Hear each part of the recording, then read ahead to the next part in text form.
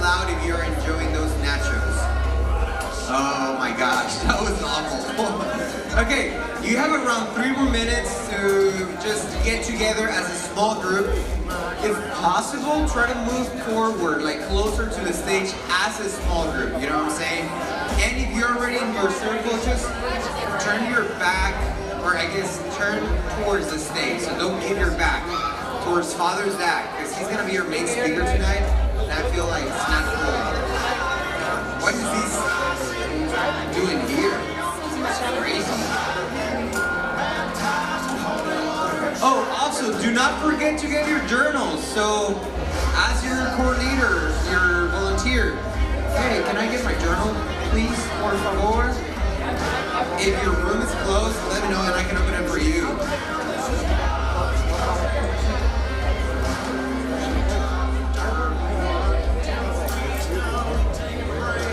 Also, do not forget to get pens. Of course, you're out in your journals. Make sure you have a pen. Make sure you have your journal. Tonight is the last time you're gonna use this specific journal. So, be ready. We're gonna start in about 2 more minutes. So enjoy your nachos and let's start getting ready.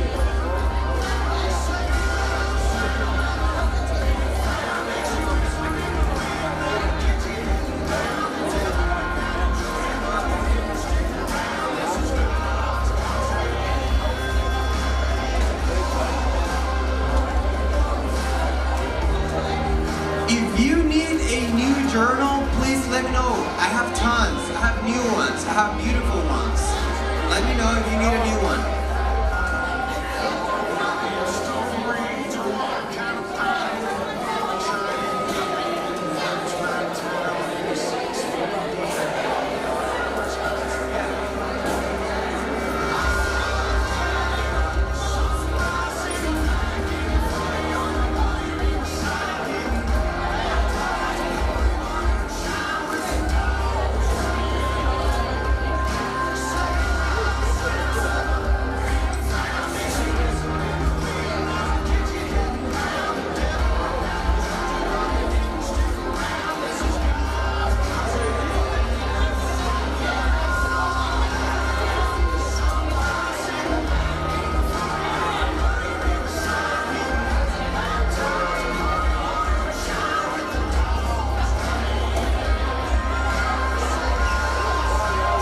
Again, make sure you move your circle closer to the stage.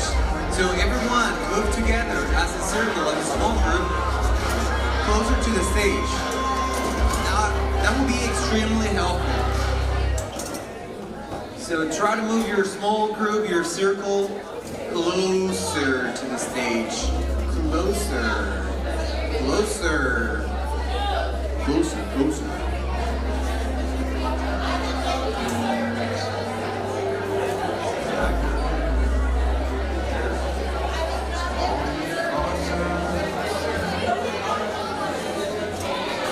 Todd, what are you, Todd? Todd B.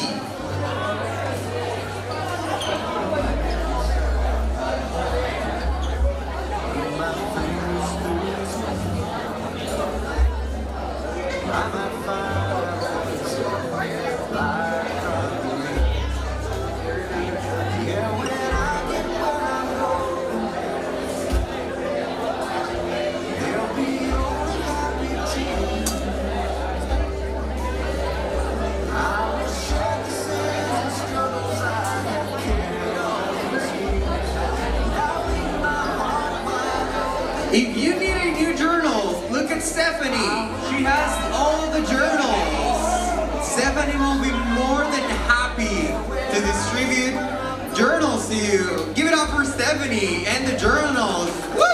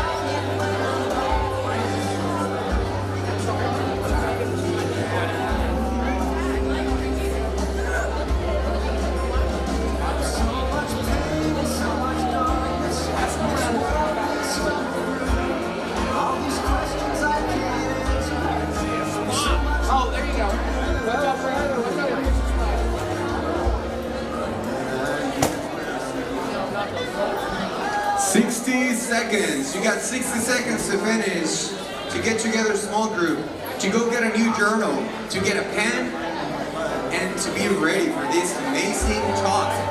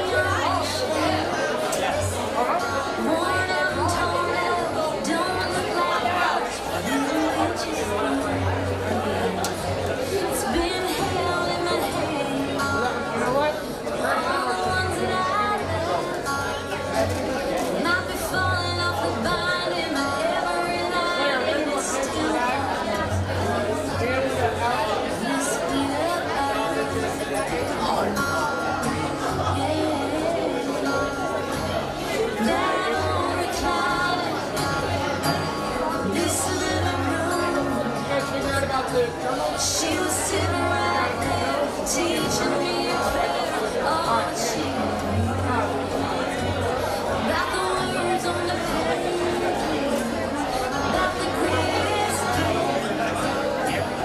When you find the truth, you find the proof of how it was. And this beat up life.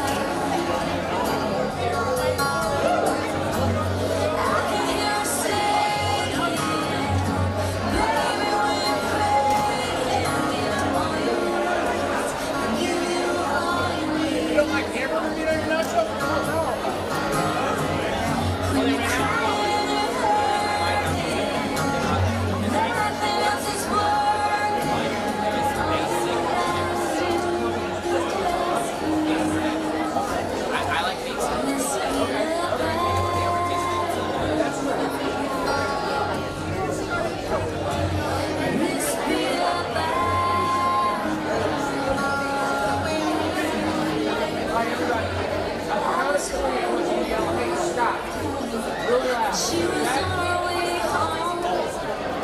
She said, baby, don't cry. I'm going to see one who always oh, yeah. I can hear her say, baby, when you pray, give me all your words and give you all you need. I'm crying.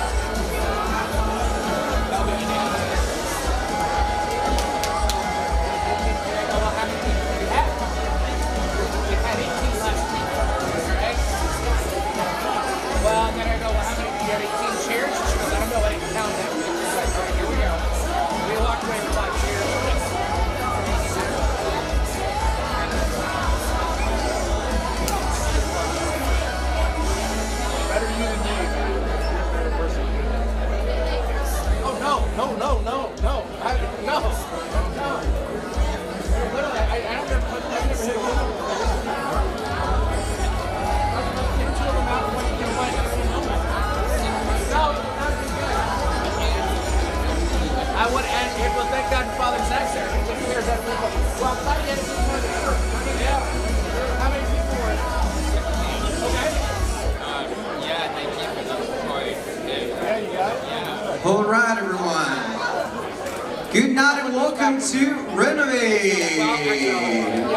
Can I hear a little bit louder for tonight? Renovate! Thank you. Okay, so we are a little bit late. We had some technical complications. However, Charlie, if you want to help me with the announcements, there you go. So the first announcement that we have is that Renovate Store is now open. So if you would like to get your free shirt, please just go. It's this red one. So feel free to get it. It's for free. It's yours. So basically just go and get it. If you don't want it, then just give it away to someone else. Next announcement. We have confirmation class tonight at 7:50. So make sure that after your small group, you make your way to the upper room so we can start on time, so 7:50. What is the next announcement? We have Bible study tomorrow. Actually, I'm very excited for this Bible study. Numbers have been growing up, and I don't know if you knew or not, but we have been making some changes on what we can offer on the Versado room. So basically, every time you come to the Bible study, now there's tons of snacks and drinks for free that you can just go and grab chips and Gatorades and ice cream and a lot of things. So if you don't come for the Bible, at least come for the snacks. No, hopefully you can come for Bible study. But tomorrow, 6:30, please join us for Bible study. Okay, next announcement. This is something that I really want to emphasize, and if I can get your attention. The Knights of Columbus have been such a blessing for our ministry. They literally support our ministry in many different ways. And during Lent, we have the Lenten fish fry. And I think it will be amazing as a gesture of gratitude that we go and serve, right? They need a lot of volunteers on these fish Fridays, plus you get, fish fry for free. So, but I would love if a good amount of y'all are there every Friday. There's only like 6 or 7 Fridays on Lent. And if you can just go, that would be amazing. Please make sure to reach out to Jim Leonard.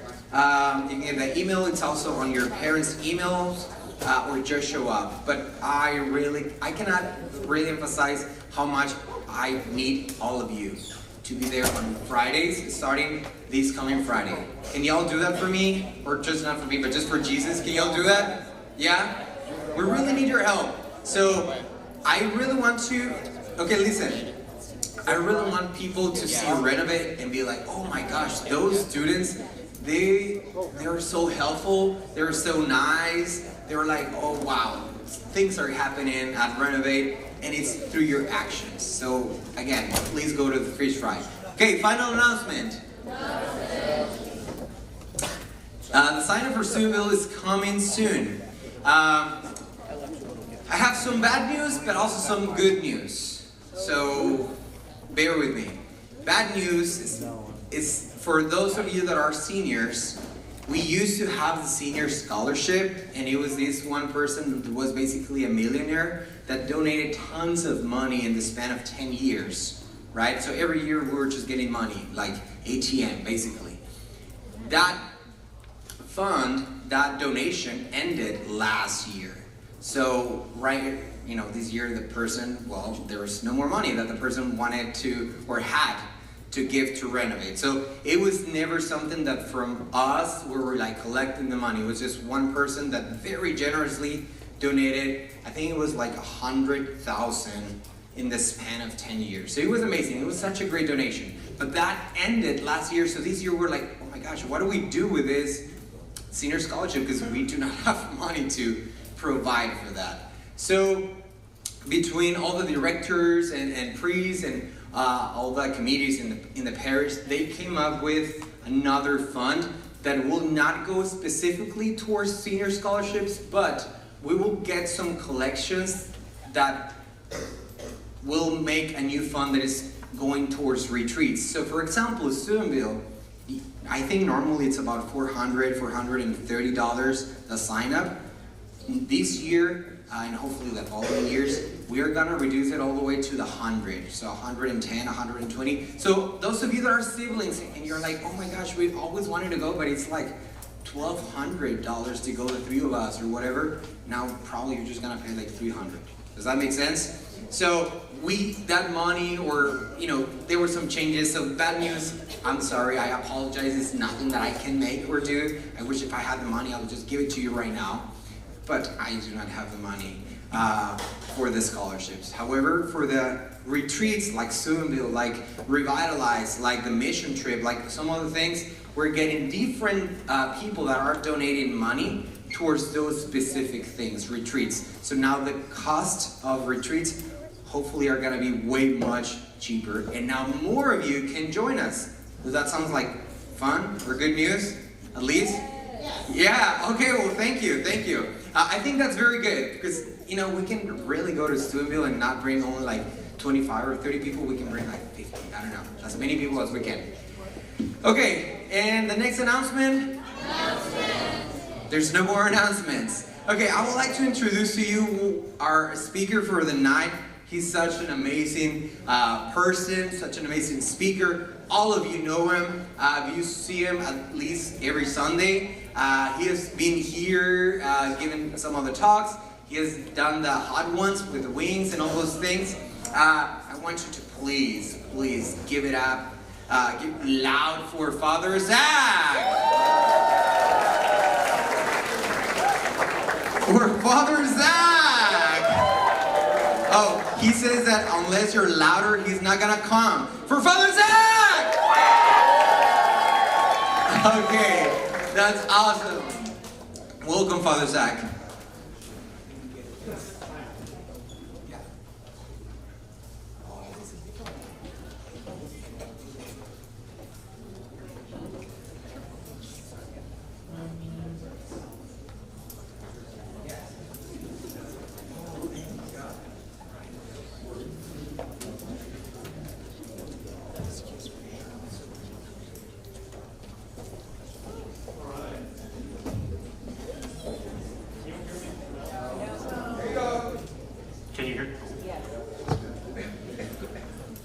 Yeah, great to be with y'all. I think it's been like 2 years since I gave a talk at Renovate, which is kind of crazy, but I was joking with Jorge that, so if I remember correctly, the previous 2 weeks you guys did what? Silence, stillness, and tonight's solitude. And I kind of feel like I didn't watch the other 2 presenters at all. So if I just say everything that has already been said the previous 2 weeks, just like humor me, pretend like it's new and that it's interesting.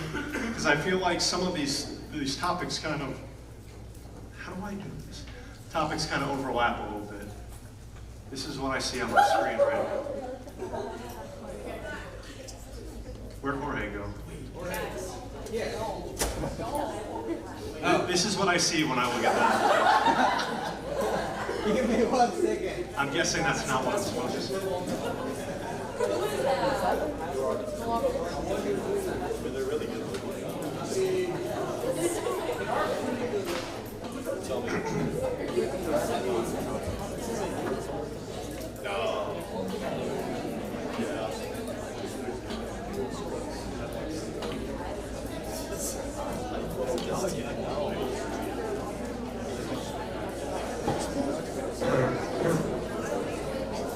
Right. Hopefully that doesn't happen again. All right, y'all, here's what we're gonna do. I know you guys have journals, right? Everyone's got a journal, yes? Good.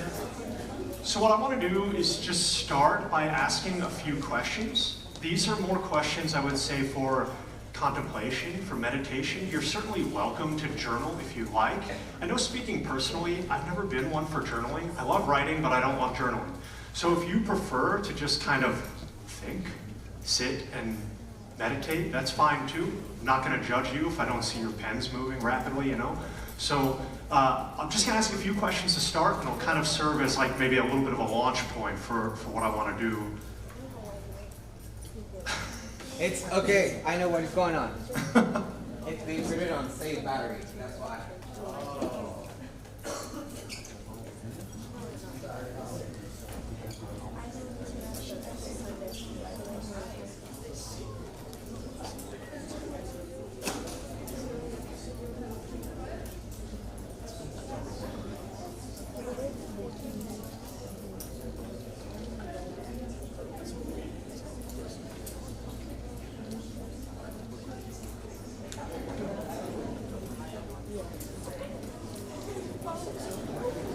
All right, we got it.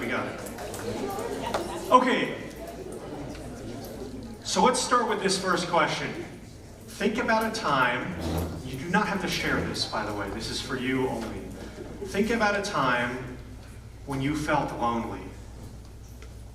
When you felt lonely. Maybe it's recent, maybe it's a memory from your past, something that's kind of stuck with you over the years. Think about any time in your life when you have felt lonely. Just take a minute.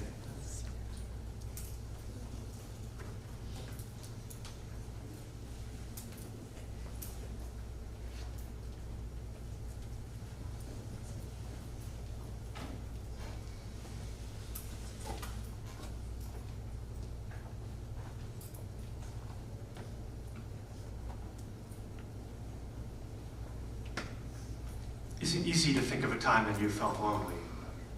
Yes? I can think of a few, for sure. All right, let me add like a variation to this question. Think about a time when you felt lonely, even in a crowd. So you're in a crowd of people, maybe you're even with people you know, people who are your friends, but you feel a sense of loneliness.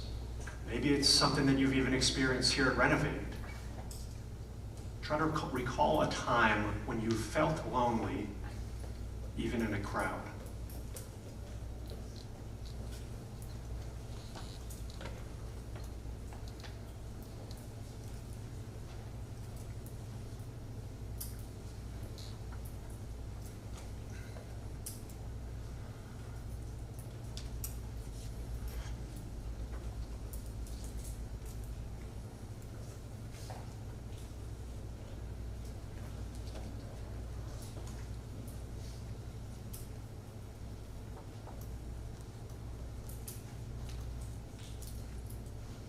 Is that harder or easier to think of a time like that?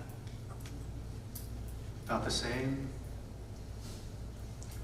You know, for me personally, and I promise I won't just like bombard you with my own examples, but I can remember a time when I was in, let's say I was in 9th grade. My parents sent me to a cross-country camp. I was a cross-country runner in high school. And I was so excited because I had the greatest time ever at this camp when I was in 8th grade.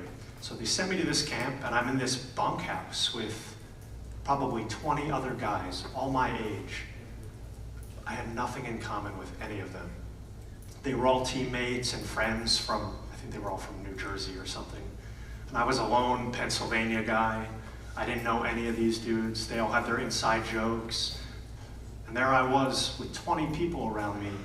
Yet I felt so lonely, I actually got on the phone the second day of the camp and called my parents crying and said, "Can you pick me up?" Felt that alone, even though I was surrounded by people. I'm sure we've all had an experience, something like that before.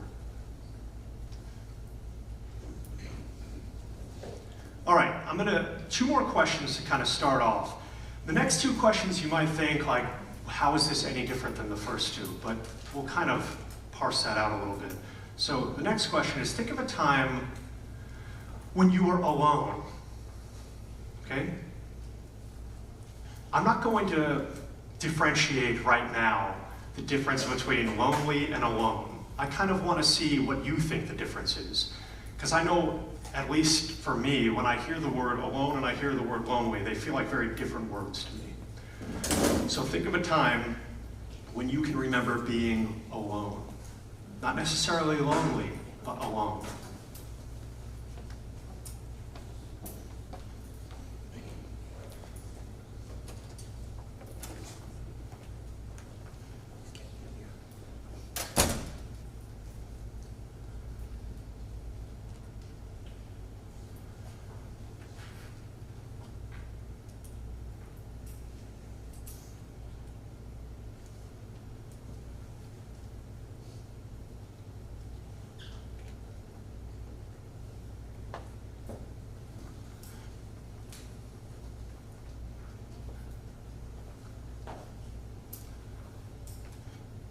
right, I'll ask one more question here. This one's kind of an inverse of the second question. Think of a time when you were alone, but you felt connected. So 2 questions ago, I said, think of a time when you were lonely, but you were in a crowd. So this is almost the opposite.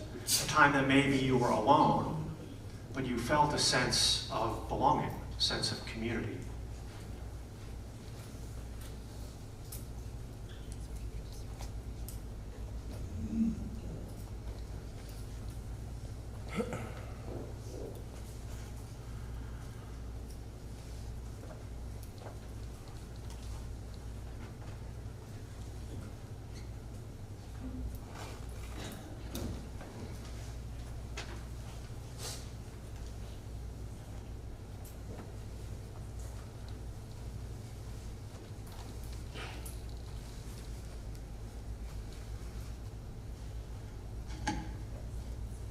All right, hopefully you were able to think of some example in your life that would fit each of those categories. We'll move on. Of course, if you want to go back and revisit some of those questions later, I ain't gonna stop you, but I want to dive into a little bit why I want to start here. So the topic for tonight is solitude. And I think that kind of by meditating on those 4 questions, we can get a better idea of what solitude is and isn't. So when we're talking about Christian solitude, what we're not talking about is loneliness. Like I said a minute ago, I know when I hear the word loneliness, I have a negative connotation of that word, right? If I hear lonely, I think bad. Do you guys agree? Would you feel the same way? Like, no one is like, I can't wait to grow up and be lonely one day. Right? Like, it's not something that crosses anybody's mind as something to aspire to be or to experience, is loneliness. And fortunately, that's not what we're referring to when we talk about solitude. And I would define loneliness. I know if you look it up in the dictionary, they're probably going to give you a certain definition. I'm going to define it. This is my definition. I think that loneliness is the appearance of being connected, the appearance of perhaps being a part of something, a part of a community, but the reality of feeling disconnected, the reality of feeling divorced from that community. Loneliness in that way is almost a little bit of a paradox, right? It's something that people probably wouldn't be able to see by just looking at you. Sometimes the loneliest people are the people who appear to have the most friends and belong to the biggest communities. Sometimes you just can't see under the surface that there's a sense of disconnect between them and others. So again, Christian solitude is not loneliness. So what is Christian solitude? This is going to sound like I'm saying the same thing, but I promise I'm not. I think Christian solitude is the state of being alone. And this is what I mean when I say I think loneliness and alone they're kind of the same root, obviously, is part of both of those words, but the connotations to me are drastically different. How often have we said, I just need to be alone? I say that every single day. I'm an introvert, right? So being alone is like my highest aspiration some days. It's what I can't wait to do. I've never said, I can't wait to be lonely later today. But I've said every day, I can't wait to be alone later today. There's a big difference between those 2 words. I know, like I said, the dictionary probably won't tell you there's a big difference, but I think there is in a way that we understand it. To be alone is the appearance of being disconnected, but the reality of being connected. So again, it's an inverse of what loneliness is. To be alone means you may see me and think, he's got no friends. He's got no community. He's got no one who cares about him. He's all by himself. But in reality, I belong to a community. I have a sense of being cared for and loved by others. I belong, of course, in the Christian sense, to a body. I'm part of a body that is even bigger than just me. I want to kind of illustrate this through an example. That's supposed to be me, by the way. So when I was a kid, maybe you can relate to this. I used to be so, I don't know if afraid is the right word. I used to hate going to sleep at night. And it wasn't just because I'm having fun, I don't want to go to bed, I just want to stay up and watch TV. It was, I hated that feeling of being lonely, Like I would go to my room, the lights would go out, the door would be shut, and I would feel this sense that I was cut off from everybody else, right? Maybe my parents would be out in the living room, they'd be watching TV, they'd have company over, I'd hear laughter and things going on out there, but I felt like I'm separated from all of that in my room. And I remember this just being like a really kind of sad experience for me as a kid. So what I used to do is after my parents would put me to sleep, and of course this is probably when I'm, 5, 10 years old, somewhere in that range, I would get up out of bed, and I would like intentionally go to the bathroom or something where I'd have to get up out of my room. And when I would go back in, I would intentionally leave the door open to my room. And the reason for that wasn't just because I was afraid of the dark, I don't want my room to be dark. It was because I loved to feel this sense of connection between what was happening out in the living room, where there was all this vibrancy and life and laughter and sound and noise, and what was happening in my room, where I was very much alone, quiet, in the dark. I think that that's an illustration of really what it means to be in a state of what we would call Christian solitude. Yes, I appear to be by myself, and by all definitions, I am by myself, right? There's no one in the room, it's just me, but there's this sense of feeling connected to what's happening in kind of the larger picture, the larger body. Okay, so solitude is very much a part of our Christian tradition. Jorge didn't just ask me to talk about this because I'm an introvert and I like to talk about solitude. This is something that has been a big part of the church right from the beginning. When I say the beginning, I mean the beginning, like Bible beginning, like Jesus beginning. So I went through scripture and I found a few examples to kind of show that even Jesus sought this type of solitude, this type of being alone. So here's just 3 examples for you. This is Matthew 14. It says, and after he had dismissed the crowds, of course we know Jesus was always being bombarded by people, right? Everywhere he went, there were people following him. After he had dismissed the crowds, he went up on the mountain by himself to pray. When evening came, he was there alone. Now I know that's one translation, you could probably find a whole bunch more, but I promise you in none of those translations will it say, when evening came, he was there and he was lonely. When he was there alone. Again, big difference between those 2 words, alone and lonely. Okay, another example.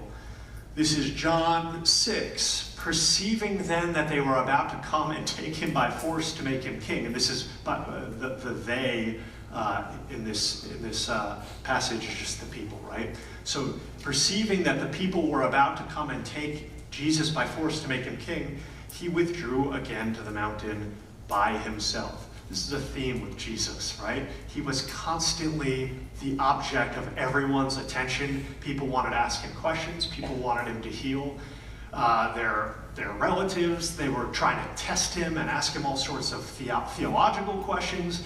And Jesus, again, fully God, but also fully human. So you got to put yourself in Jesus' position. How would you feel if you were constantly having a swarm of people following you?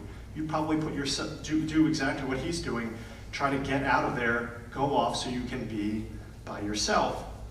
And of course, this next passage shows exactly that. No, that didn't work. This is Jesus telling his disciples in Mark's gospel, come away by yourselves to a deserted place and rest a while. Jesus didn't just take alone time for himself, he commanded it for his disciples as well. And this is after his disciples were out healing people, praying with people, preaching the good news. They were out doing all of that, and they would come back, and Jesus said, good, I'm glad you're back. I'm glad you got a lot of work done. You went out there, you made a difference, but now I need you to rest for a while. Go to a deserted place. And of course, we know a deserted place would be a place where you can be on your own. Okay, that leads me to my next question. Where do you go to be alone? Texas is a big state, but I assume y'all aren't just driving out into the desert to be alone, right? Where do you go to be alone? What do you think about that for 30 seconds? And then I'm actually curious to see if some people want to share. It's not so we can come and find you, you know, but just curious, because sometimes it's probably some of us are thinking like, I don't know where I could go to be alone. It's pretty crowded. I'm around people all day. Well, maybe some people have ideas that you haven't thought of before. So take a few seconds and we'll kind of see if we can get some examples.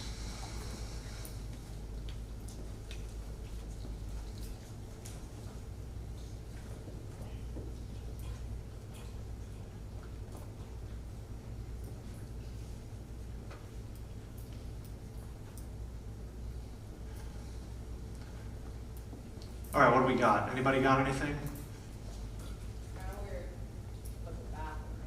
That's not weird. That's what I was going to say. That's my number one. Bathroom. Well, no pun intended. Number one. Bathroom is such a good place to go.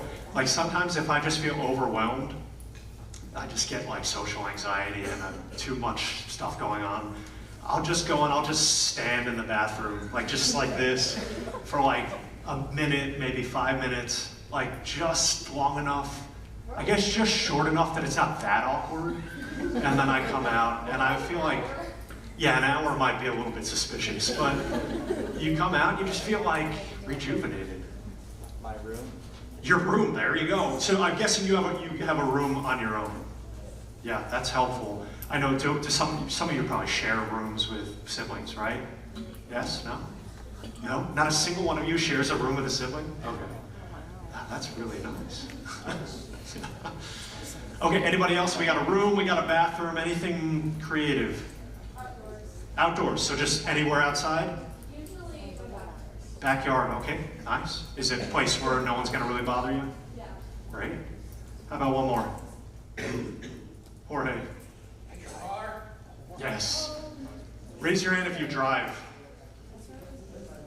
That's one of my favorites too, in the car. So I always am worried that the neighbors are going to call the police because they think something weird's going on.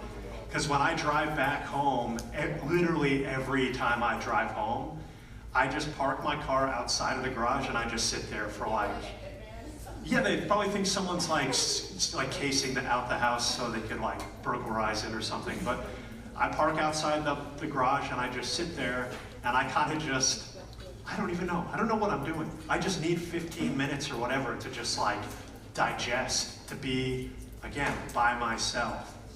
Okay, there's probably a lot more. We'll come back, again, we could revisit that question later, but I just wanted to get some idea of what you guys do when you need to be alone.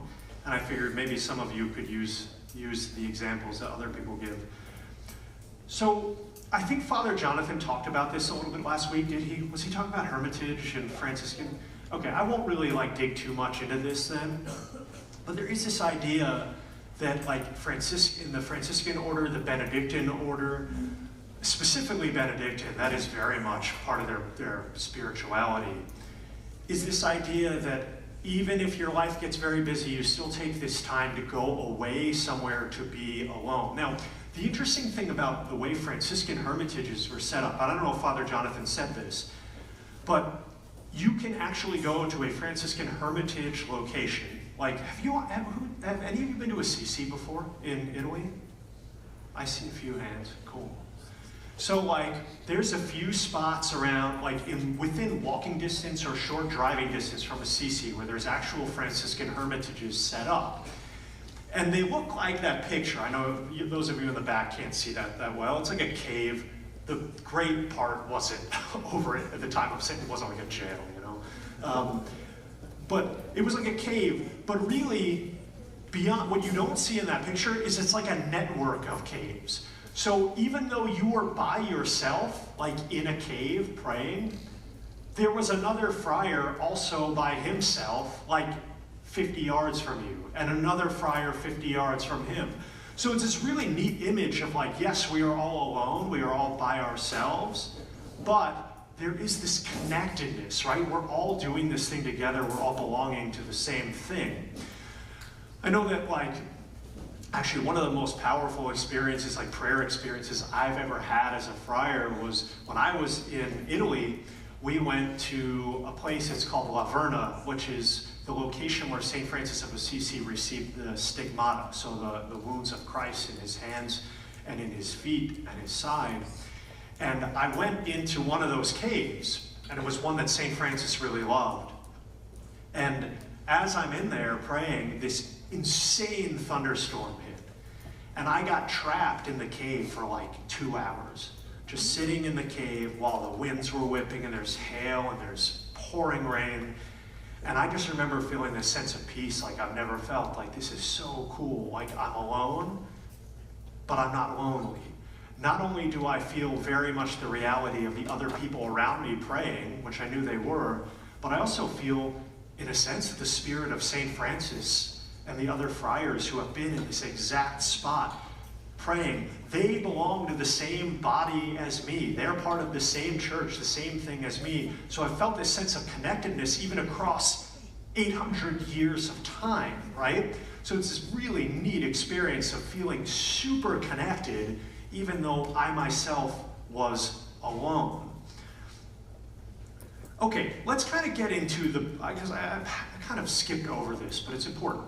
Why is it important to spend time in solitude? Can anyone give me like their idea of why it would be important?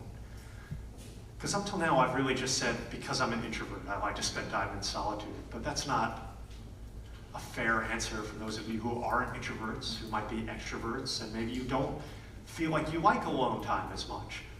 Why is it important? I see a hand over there.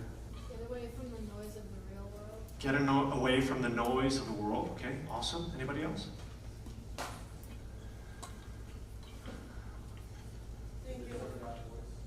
Say, go ahead.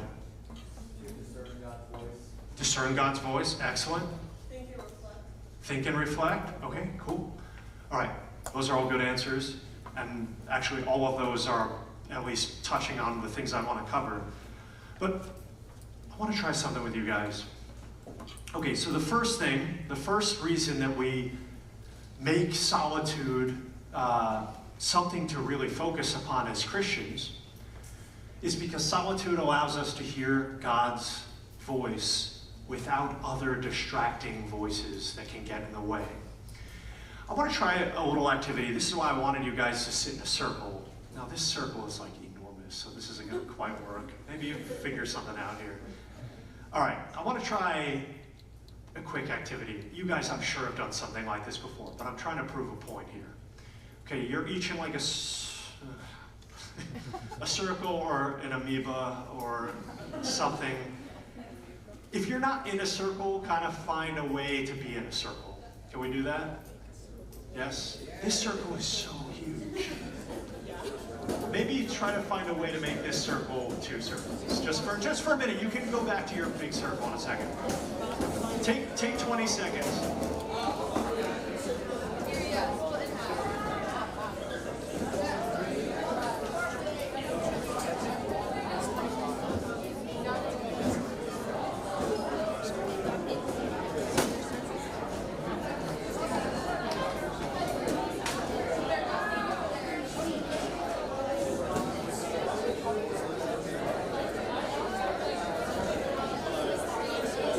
All right, you all settled? Good? Yes?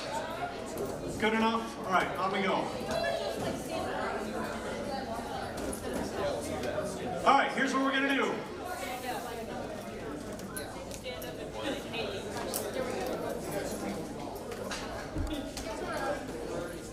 Whatever. If it's a big circle, it's a big circle. We'll figure it out.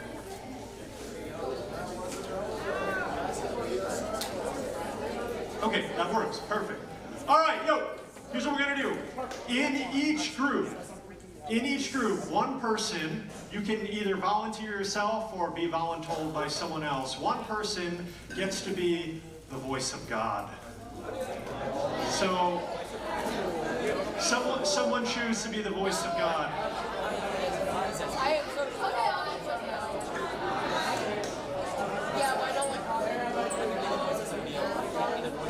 All right. Whoever is, raise your hand if you're the voice of God for your group. Okay. If you are the voice of God, here is your instruction.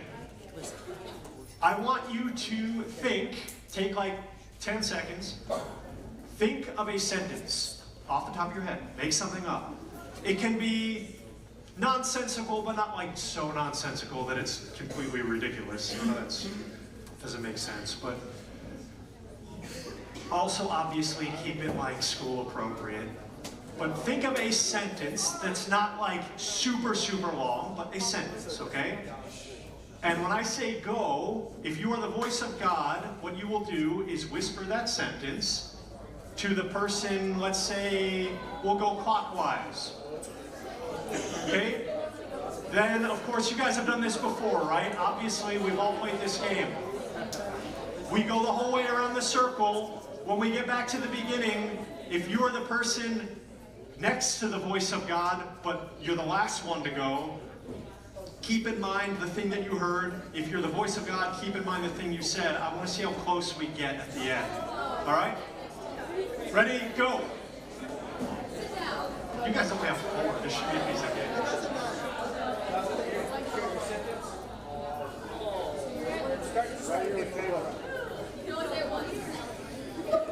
And I'm going to make as much noise as I possibly can as you do this to just further emphasize the point.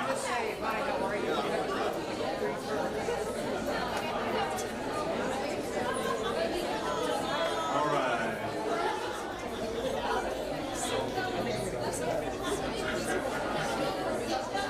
Gonna have to have a prize for whoever gets close.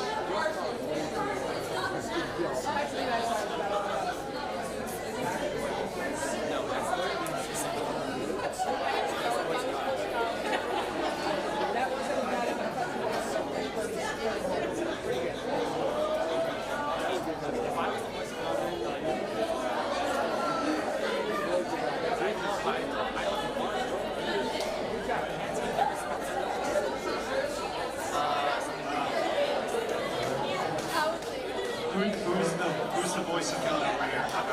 So we're all set. All right, you're good. Hold your answer. All right, take one more minute. One more minute. If you haven't already made it around.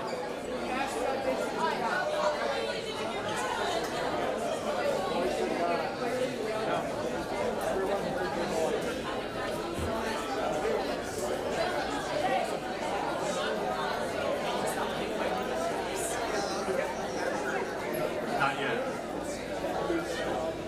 If you don't reveal the answer yet when you get to the end. So well, if you already did, that's fine. Take 30 more seconds. Some groups are huge and you're still finishing up. You got it right? All right. That doesn't help my example. So we're going to disregard you guys. Maybe it was too easy of a sentence.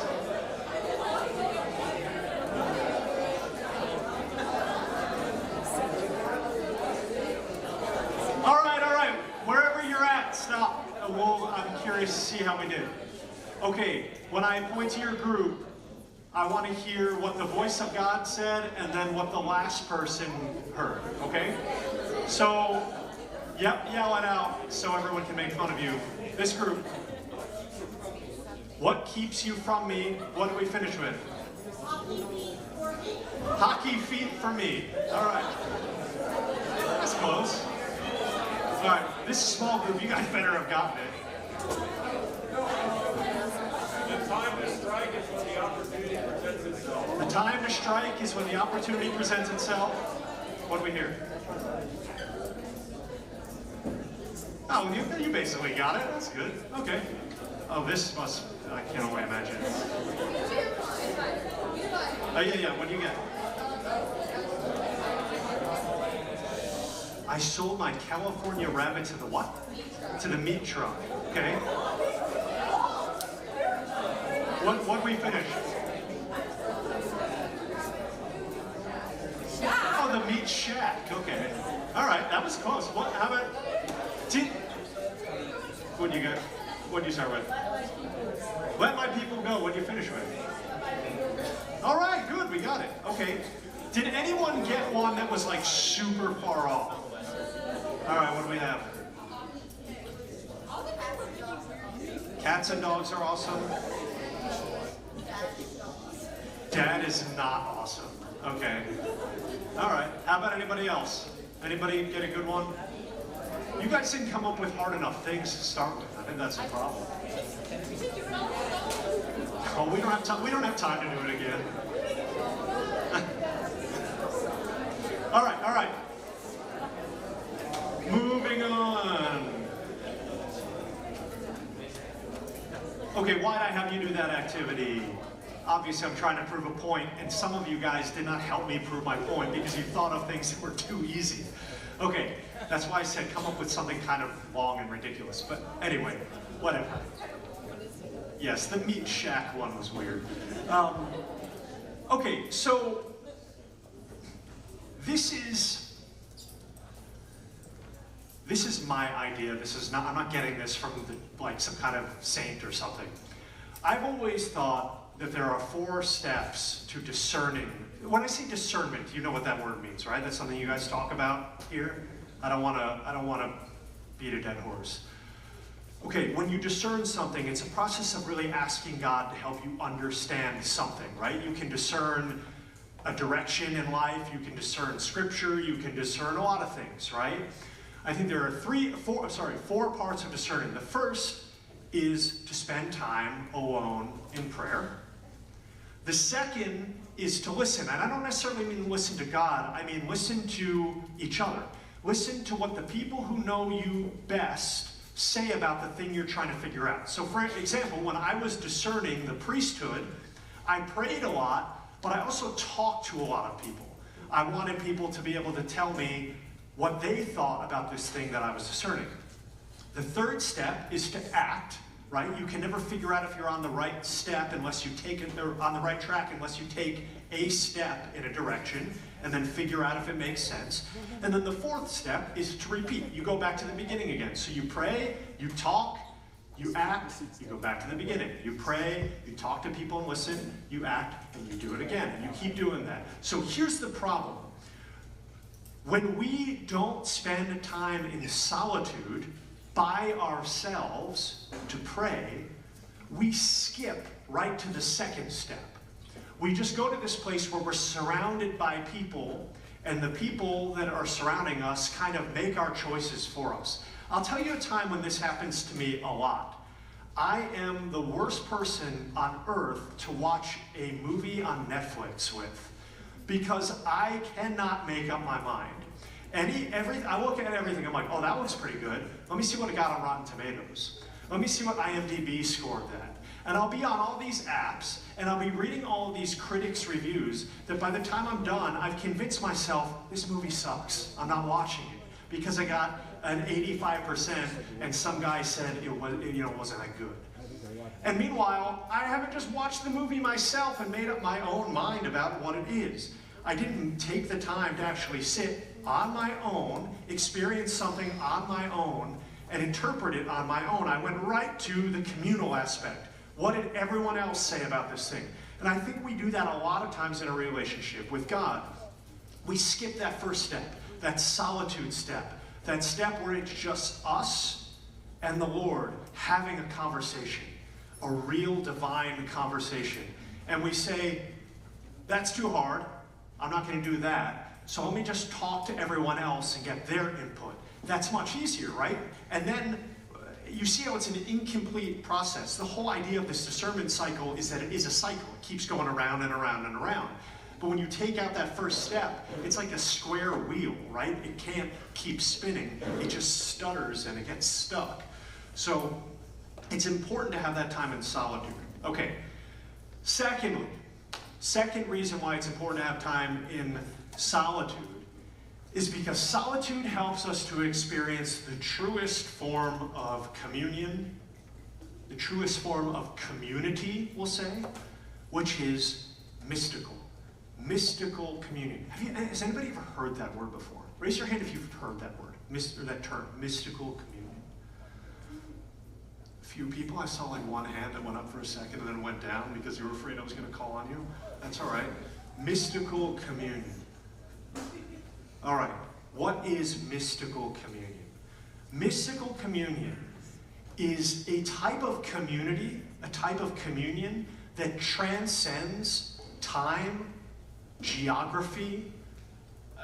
It transcends basically every parameter we can place on it, because it means that even if you are physically separated, you're spiritually united. So think of a way that there's a really obvious way a lot of us experience spiritual communion, mystical communion every day. Raise your hand if you have been confirmed or are being confirmed. Okay, keep your hand up if you have picked or are going to pick a confirmation saint, or you already have one because you've already been confirmed. Okay, hopefully when you made that choice, you didn't just pick a name out of a hat, right? You picked a saint that meant something to you. You picked a saint that in some sense almost felt like that saint was trying to befriend you, choosing you. That's always kind of the language I like when I hear people say that. I didn't choose that saint chose me. That's an idea of mystical communion, right? It's not like, John Paul II is just chilling in your room next to you. That would be weird, right? But there's a sense of community, communion, that transcends the mere physical. It even transcends time. He died in 2005. A lot of you guys were you born in 2005? Yes? No? All right. So you weren't even born yet when John Paul II died, but still you can feel a sense of communion with him, because that's the way that we see the world as Christians, is that it transcends the mere physical and it extends to the spiritual as well. And spiritual unity is the purest type of unity. Now, we're running a little bit short on time. This is something I would have liked to kind of ask some questions about, how each of you might experience that. Maybe it's something we can focus on a little bit when we break off. I want to just give you a quick example here. We're coming kind of close to the end of the presentation, so just bear with me. This is the Catechism of the Catholic Church. Actually articulates this really well, this idea of even mystical communion. So it says here, Jesus often draws apart to pray in solitude. So again, stressing that kind of thing I was making a big deal about before. Jesus draws apart to pray in solitude on a mountain, preferably at night. He includes all of humanity in his prayer, for he has taken on humanity in his incarnation, and he offers them to the Father when he offers himself. Jesus, the Word who has become flesh, shares by his human prayer in all that his brethren experience. He sympathizes with their weaknesses in order to free them. It was for this that the Father sent him. His words and works are the visible manifestation of his prayer in secret. Okay, what is this getting at? It's getting at this idea that when Jesus went to pray, when he goes to the mountaintop and he's praying to his Father, it's not just Jesus by himself. It's every single one of us that he brings with him. It's the same idea, right? You've probably heard it said that when Jesus is on the cross, we're all there with him. Now, of course, I haven't been on the cross with Jesus, not physically, right? And of course, we can all say that. But there's that sense of spiritual communion. Jesus brings all of us with him in his passion, his death, his resurrection, his prayer. We all share this union with him in his body. And the Catechism is so specific about that, and talking about how important that is, that we really can, in that sense, never see ourselves as being just isolated people that have no connection to anyone else. We're all united in this grander way through Jesus. Okay, that is the same thing I just said. You probably have heard it said before. Maybe you haven't, I don't know. I've heard people say this because I hang out with weird people. But sometimes I'll hear people say, when you spend time with somebody and then they're going away 1,000 miles away, and they'll say, I'll see you in the Eucharist, right? That is that idea. It's like, I'm not going to see you. I may actually never talk to you again. But because we are united in Christ, we're united in our fraternal bond as creations of God, we are actually sharing in his body. And where do we experience the sacrament of his body? But of course, in communion. So another reason why receiving communion, going to Mass and receiving communion is so important, because it reestablishes that bond that we all share. I know I think about this sometimes as I'm a priest, I'm giving communion out, right? And I'm seeing 300 people come up. And one of the things I think about every single time I hand out communion to someone is not like, oh, what is that person wearing? Oh, Cowboys jersey, I hate the Cowboys, oh, whatever, right? I can get distracted by all that stuff, but what I try to remember is, this person is my brother. This person is my sister. This person, who maybe I've never seen in my life, is united with me in the sense that they are so close to me that they share a body with me. They are part of Christ's body with me. And it just like blows my mind when I get to be a part of that, as a priest, to hand out communion, to consecrate the Eucharist, and make that reality present by the power of the Holy Spirit every single time we're at Mass. Okay, we're kind of running behind. Where's Jorge? Is he back here? We got to wrap it up, right? Okay, I'll kind of skip this. Man, this was something that would have been interesting to talk about. Maybe this is something you can think about when you go to your, when you kind of branch off here in a minute. I think the COVID pandemic, which is probably, you guys, what was that now, like 5 years ago already? In a lot of ways, it's a defining moment of your generation, of your life. You went through that at a super formative time. You're probably in what, like, fifth? They were in third or sixth. Okay, third, sixth. All right. Maybe one of the, okay, so I won't get too far into this because it's maybe a little bit off topic. Something to think about, I've thought about this personally. What were the good and bad things that came from that experience? It was obviously an experience where, by the nature of the pandemic, there were times where we had to be isolated, right? The whole, like, what we call it, like quarantine and all that stuff, right? Like, by nature of quarantine, you are alone. Did you feel during COVID a sense of loneliness? Did you feel a sense of connectedness? Sometimes there's that connectedness that we experience through sharing of something, sometimes even a shared suffering, right? Which is, of course, the nature of being a part of the body of Christ, having that sense of shared suffering with Jesus. So anyway, I won't get into that too much, but just something to think about. And man, yeah, I did not expect that I'd run out of time, but this happens to me. I'm so long-winded. Another question to just consider, right? And this goes back to maybe one of the first questions I asked you. Where have you been alone but felt connected? Maybe that place is at Mass. Maybe it's here, or maybe it's when you have that time to be in your car or in your room or in the bathroom, locked away. Where is that place where you have felt, or you've been alone, but you felt a sense that you are still part of something bigger, something mystical, part of the body? Okay, I'm going to send you off. I'm going to skip a few things here, but here's some of the questions that I want to ask, and we'll just close with a prayer. So I think Jorge has questions for small group. So some of the questions to just think about. What is the difference between loneliness and solitude? Hopefully that's something we kind of talked about a little bit. There's no, by the way, I'm not quizzing y'all on these aren't like reading comprehension questions. You can come up with whatever your own answer is when you're journaling. What do you think is the difference between loneliness and solitude? What can I learn about myself, and what can I learn about others through solitude? You don't have to write these down. These are coming around on the questions that Jorge is passing out. What can I learn about God in solitude? And here's, I think, probably the toughest question. Can I replace loneliness with solitude? I think we've all experienced loneliness at some point in our lives. Is that something we can make a conscious decision to take that loneliness and replace it with something more productive, replace it with solitude? And if so, how? So, I don't know, some of these questions, like, I would be shocked if you were able to come up with good answers for them in 10, 15 minutes.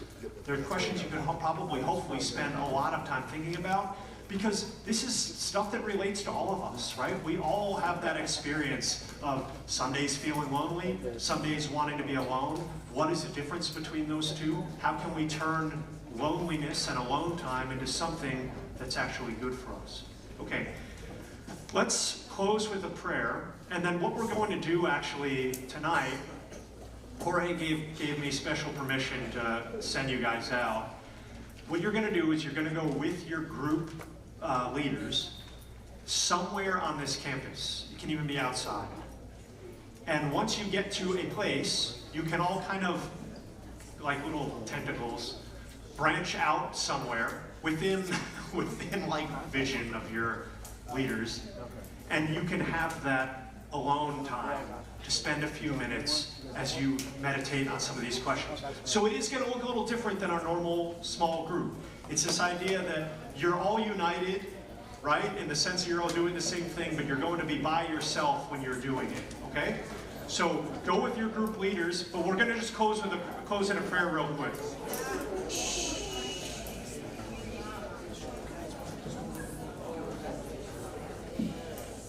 All right, you probably can't see that. I'll just read it. In the name of the Father, and of the Son, and of the Holy Spirit, amen. My Lord of solitude, within the silence of the desert, your holy solitude enabled you to rest fully in communion with your Father in your humanity.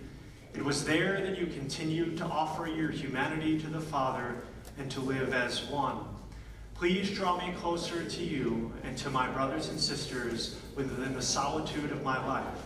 Help me to be committed to time every day when all I seek is to be with you. I love you, my Lord. Help me to love you more. Jesus, I trust in you. In the name of the Father, and of the Son, and of the Holy Spirit. Amen. Thanks, everybody. Give it up for Father Zack!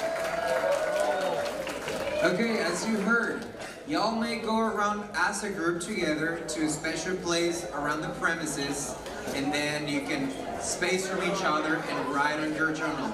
However, if you're a confirmation student, you have to be here at